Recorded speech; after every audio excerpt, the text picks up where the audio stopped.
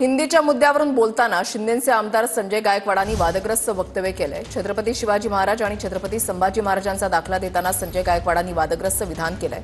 तर संजय गायकवाड यांच्या अकलेचं दिवाळं निघालंय असं म्हणत वडेट्टीवार यांनी जोरदार टीका केली आहे। तर छत्रपती शिवरायांनी राजकोष मराठीमध्ये केला होता, हे संजय गायकवाड विसरले का, असा सवाल नांदगावकरांनी उपस्थित केलाय।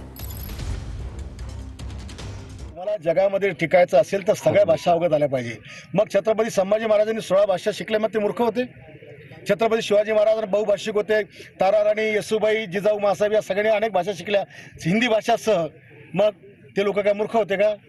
आणि त्याच्यामुळे या विषयावर वाद करून मतांचं गणित राजकारण करणं हे चुकीचं आहे। मी तर डायरेक्ट बोललो, अनेक ठिकाणी बोललो की जर पाकिस्तानचा आतंकवाद रोखायचा असेल तर उर्दू पण आपल्याला अवगत असली पाहिजे।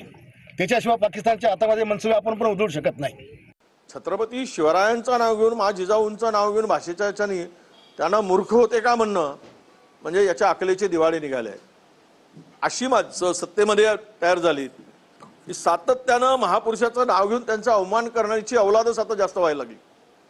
छत्रपती शिवराय हे आमचे दैवत आहे। जिजाऊ ह्या आमच्या स्मृतिस्थान आहेत आणि त्यांच्या संदर्भात त्यांना मूर्ख म्हणून संबोधून एखादं उदाहरण देणं म्हणजेच हा जगातील वेळा माणूस आहे असा त्याचा अर्थ होतो जो कोणी बोलेल। असं वाटते की संभाजी महाराजांचा आदर्श तर आम्हाला आहे, ते आमचे छत्रपतीच होते, पण शिवाजी महाराजांनी राजकोष सुद्धा मराठी भाषेतच केला होता, हे विसरलेत का ते?